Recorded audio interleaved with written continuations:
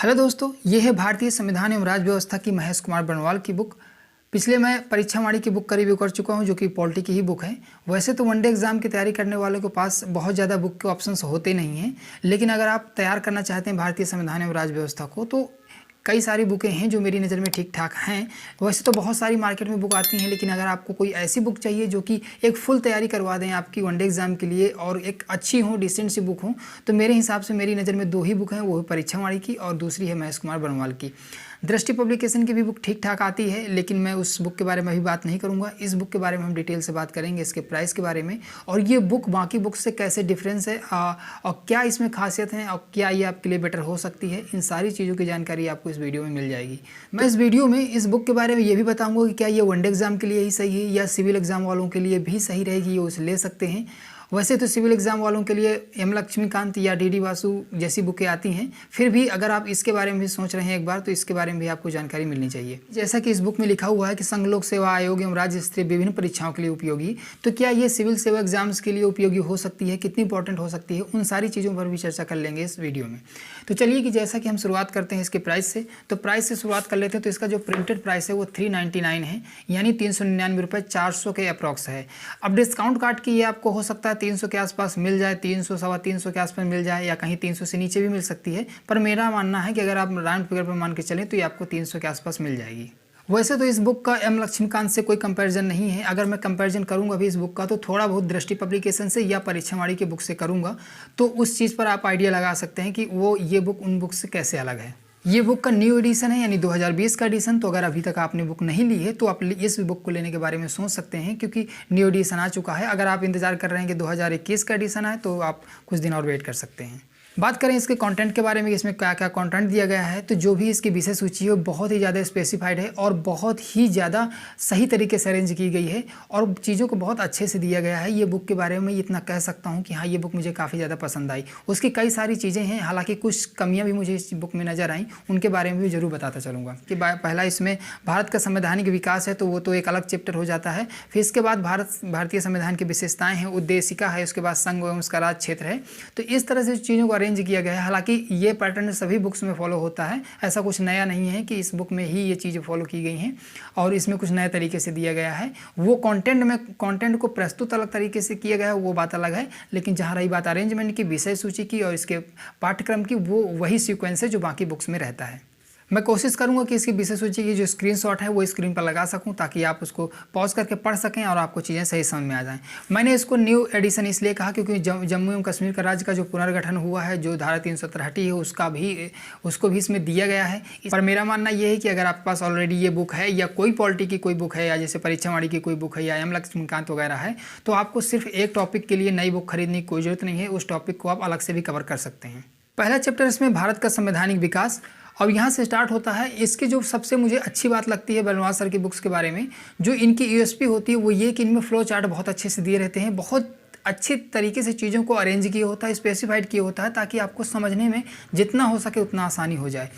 और जो इसकी जो थ्योरी है, जो लैंग्वेज है, वो बहुत ही आसान है, टू द पॉइंट है। बहुत ज़्यादा थ्योरी नहीं है कि आपको बहुत ज़्यादा बोरिंग लगे पढ़ने में। बहुत ही ज़्यादा सीमित शब्दों में दिया गया है और आपको सरल भाषा में दिया गया है, ताकि आपको चीज़ें समझ में आ जाएँ। इनके जो फ्लो चार्ट हैं वो मुझे इसलिए पसंद आते हैं क्योंकि उनसे चीज़ें समझना बहुत आसान हो जाता है। जैसे सपोज करिए नियंत्रक मंडल है, जो कि ब्रिटिश ईस्ट इंडिया कंपनी थी, जब वो आई थी तो वो किस तरह से, उसका जो संरचना थी वो कैसी थी। तो इसमें चांसलर ऑफ एक्सकेचर है, राज्य सचिव है, और जो जिस तरह से इसमें दिया गया है फ्लो चार्ट के माध्यम से, तो आपको चीज़ें समझ में आ जाएगा कि जो कंपनी का जो स्ट्रक्चर था वो कैसा था। तो ये सिर्फ इसी चीज़ में काम नहीं करती, बाकी चीज़ों में भी काम करती है, जैसे कि आपको आगे देखने को मिलेगा। थ्योरी में जो हेडलाइन है उनको रेड कलर से दिया गया है, जो कि सारी बुकों में दिया रहता है इनकी। एक चीज़ की जो कमी नज़र आती है, जो कि परीक्षा वाणी से अलग करती है, वो ये कि इसमें आपको बुलेट पॉइंट अलग से देखने को नहीं मिलेंगे, जैसे कि परीक्षा वाणी में जो कि आपको एक सारणी की बद्ध में आपको बुलेट पॉइंट मिलते हैं। हालांकि मैं इनका कंपैरिजन वीडियो अगला बनाऊंगा तो उसमें भी आपको चीज़ें आसानी से समझ में आ जाएंगी। प्रिंटिंग इसकी काफ़ी अच्छी है, एरर बिल्कुल भी नहीं है। और थोड़ा बहुत प्रिंटिंग एरर हो सकती है तो उसकी बात अलग है।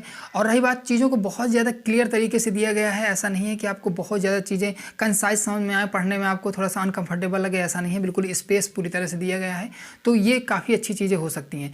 और रही बात परीक्षावाणी से ये चीज़ अलग कैसे है, तो दो मामलों में बिल्कुल अलग है। एक तो बुलेट पॉइंट और दूसरा इसमें किसी भी तरह के प्रीवियस ईयर के क्वेश्चंस नहीं दिए गए हैं। तो ये चीज़ आपको थोड़ा खल सकती है। हालांकि अगर आप ये चीज़ें आपको इग्नोर कर सकते हैं, आप इसके लिए आप कोई दूसरी बुक ले सकते हैं जिसमें प्रैक्टिस सेट वगैरह दिए हों, तो ये कोई बड़ी बात नहीं है, क्योंकि प्रीवियस ईयर के क्वेश्चन किसी भी बुक में आपको मिल जाएंगे।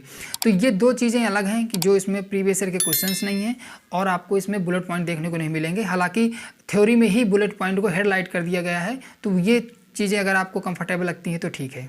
चीज़ों को काफ़ी ज़्यादातर श्रेणीबद्ध किया गया है, यानी उसको टेबल के फॉर्म में दिया गया है, तो अगर आप रटना चाहें तो वो भी आसान हो जाती हैं रटने के लिए।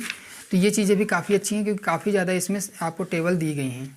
जैसे स्वतंत्र भारत का पहला मंत्रिमंडल है 1947 का, तो इसमें जो श्रेणी दी गई है तो इससे आपको मंत्रिमंडल रटने में और उनको याद करने में आसानी हो जाएगी। अंतरिम सरकार का जो मंत्रिमंडल था वो भी अलग तरीके से दिया गया है। तो आपको ऐसा नहीं कि सब कुछ थ्योरी के माध्यम से ही पढ़ने को मिलेगा, कुछ चीज़ें आपको अलग तरीके से मिल जाएंगी। यही एक रीज़न है कि जो ये इस बुक को वनडे एग्जाम के लिए एक परफेक्ट बुक बनाता है। बात करें इसके फ्लो चार्ट की, तो फ्लो चार्ट आपको इस तरह के मिलने वाले हैं। अलग अलग टॉपिक के इस तरह के फ्लो चार्ट आपको मिलेंगे जो काफ़ी ज़्यादा आसान बना देते हैं समझने को। अब जैसे ये है संविधान के विभिन्न प्रावधान या उनके स्रोत, जो संवैधानिक स्रोत हैं भारतीय संविधान के, वो कहाँ कहाँ से लिए गए हैं। ऑस्ट्रेलिया से क्या क्या लिया गया है, कनाडा के संविधान से क्या क्या लिया गया है, ब्रिटेन से, अफ्रीका से, अमेरिका के संविधान से क्या क्या लिया गया है। तो ये इस तरह से जो चीज़ें आपको स्ट्रक्चर के माध्यम से समझाई गई हैं, फ्लो चार्ट के माध्यम से बताई गई हैं, तो आपको रटने में और दिमाग में उस चीज़ को छपने में थोड़ा सा आसानी होती है। अगर आप इसको एक बार देख लेते हैं तो ये चीज़ें आपको आसान हो जाती है। वो जो स्ट्रक्चर बना हुआ है वो कहीं ना कहीं दिमाग में छप जाता है और याद करने में, उसको रिकॉल करने में आसानी होती है। बाकी बुक की आप क्लैरिटी देख ही रहे हैं, इसमें जितना अच्छे से जो फिगर है वो दिए ही गए हैं। इसमें जैसे मैप दिया गया है, इसमें दिखाया गया है कि भारत के राज्यों का जो पुनर्गठन हुआ था वो किस किस डेट को हुआ, कब कब किस किस सन में हुआ, तो ये काफ़ी अच्छे से दिया गया है। तो बुक में किसी भी तरह की कोई कंजूसी नहीं की गई है प्रिंटिंग में, और काफ़ी अच्छे से, काफ़ी स्पेस दे के चीज़ों को समझाया गया है काफ़ी अच्छे से। रही बात अब परीक्षावाणी की कि अगर परीक्षावाणी क्या इससे बेटर है, तो उसका एक रीज़न ये है कि अगर आपके पास अच्छा खासा बजट है, आप 300 रुपये खर्च कर सकते हैं, 300 साढ़े 300 रुपये खर्च कर सकते हैं, तो फिर ये बुक बेटर है। अगर परीक्षावाणी या आपके पास इतना बजट नहीं है, अगर आप इतनी महंगी बुक नहीं खरीद सकते हैं, क्योंकि बरनवाल सर की बुक में और परीक्षावाणी की बुक में जो सबसे मेजर डिफरेंस है वो है प्राइस का। क्योंकि वहीं परीक्षावाणी की जो बुक है वो 200 के अंदर आ जाती है, कोई भी बुक ले लेंगे आप 200 के अंदर आ जाती है। लेकिन जो महेश बरनवाल सर की बुकें आती हैं ये सब 300 से ऊपर की बुकें आती हैं, 250-300 के ऊपर बुक आती हैं। तो अगर आप महंगी बुक नहीं लेना चाहते हैं, क्योंकि काम आपका उससे भी चल जाएगा, उसमें भी सभी डेटा दिया हुआ है, पूरा डेटा दिया हुआ है, बहुत अच्छे से उसमें भी डिफाइन किया हुआ है। लेकिन आपको अगर चीज़ें थोड़ा सा कलरफुल तरीके से पढ़ना पसंद है, काफ़ी क्लियरिटी के साथ पढ़ना पसंद है, और थोड़ा सा आपको लगता है कि नहीं मुझे और ज़्यादा डिटेल से पढ़ना पसंद है, और NCERT सार वगैरह इसमें जो चीज़ों को जो जितना अच्छे से समझाया गया है वो चीज़ें आपको इसमें थोड़ा सा अलग मिलने वाली हैं, जो कि उससे अलग हैं। बहुत सारे तथ्य इसमें ऐसे दिए गए हैं जो वनडे एग्ज़ाम के लिए बहुत ज़्यादा अच्छे इंपॉर्टेंट हैं, और वो शायद और किसी अन्य बुक में नहीं मिलते हैं, क्योंकि ये NCERT सार है, तो NCERT के बहुत सारे फैक्ट इसमें कवर किए गए हैं। तो ये भी काफ़ी अच्छी चीज़ है। जो वनडे एग्ज़ाम वाले हैं तो वो उन लोगों के लिए ये बेनिफिट कर सकती है। अब रही बात ये कि ये बुक क्या सिविल एग्ज़ाम वालों के लिए भी उतनी इंपॉर्टेंट है, तो सिविल एग्ज़ाम वाले इसे सपोर्टिंग बुक के तौर पर पढ़ सकते हैं। अगर वो चाहते हैं कि NCERT उन्हें नहीं पढ़ना है, पूरी NCERT नहीं कवर करना चाहते हैं, तो NCERT के तौर पर इसको कवर कर सकते हैं। बाकी ये उनके लिए बुक फुलफिल नहीं, पूरी तरह से उनकी रिक्वायरमेंट को फुलफिल नहीं करती है कि अगर वो चाहें कि सिर्फ इसी बुक से काम चल जाए। हालांकि काम चला हुआ है, अगर वो UP PCS वगैरह के लिए प्री एग्ज़ाम्स के लिए पढ़ना चाहें तो पढ़ सकते हैं, लेकिन मैं सिविल वालों के लिए M लक्ष्मीकांत ही रिकमेंड करूंगा। अगर आप वही बुक है आपके पास तो ठीक है, अगर नहीं है तो आपको उसे ले लेना चाहिए। इस तरह के फ्लो चार्ट आपको पढ़ने के एक्सपीरियंस को काफ़ी ज़्यादा आसान बनाएंगे, और जो याद करने में जो आसानी होती है वो बहुत ही बेटर होती है इन फ्लो चार्ट के माध्यम से, जो कि फ्लो चार्ट आपको परीक्षावाणी की बुक में नहीं मिलेंगे। इस बुक में सारे ही चैप्टर्स को भाग वाइज डिवाइड किया गया है, यानी कि भारतीय संविधान में 22 भाग हैं, तो उन 22 भागों में अलग अलग भाग के अलग अलग चैप्टर्स हैं, तो वो चीज़ें भी आपको एक सीक्वेंस में पढ़ने में आसानी होगी। और इसमें जो टोटल पेजेस हैं वो, अगर मैं पेजेस की बात करूँ, इसमें टोटल पेजेस 336 के आसपास हैं, यानी देखा जाए तो बहुत ज़्यादा मोटी नहीं है और बहुत ज़्यादा पतली भी नहीं है, यानी बुक को आपको पढ़ने में अच्छी खासी मशक्क़त करनी पड़ेगी।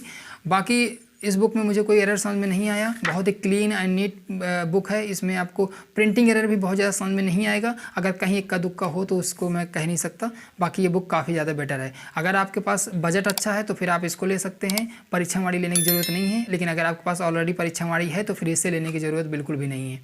अगर इसमें महत्वपूर्ण संविधान संशोधन की बात करूँ तो वो सिर्फ 103 संविधान संशोधन तक ही दिए गए हैं, जो कि 2019 में किया गया था। इसके आगे के संविधान संशोधन इसमें नहीं दिए गए हैं, तो हालांकि आप उसके लिए वेट कर सकते हैं, लेकिन मेरा मानना है कि उस टॉपिक को आप अलग से भी कवर कर सकते हैं, वो कोई इतना बहुत बड़ा इशू नहीं है। बाकी इस बुक में पूरा सब कुछ कवर कर दिया गया है। अगर आप इस बुक को वनडे एग्ज़ाम के लिए ले रहे हैं तो ये एक बेस्ट बुक है और आप बिल्कुल बिना किसी संदेह के आप इस बुक को ले सकते हैं। और इस बुक के बारे में और कोई जानकारी चाहिए हो तो कमेंट के माध्यम से आप मुझे पूछ सकते हैं। मैं कोशिश करूँगा कि उनका जवाब मैं आपको दे सकूँ। इस वीडियो में बस इतना ही। पूरा वीडियो देखने के लिए आपका धन्यवाद।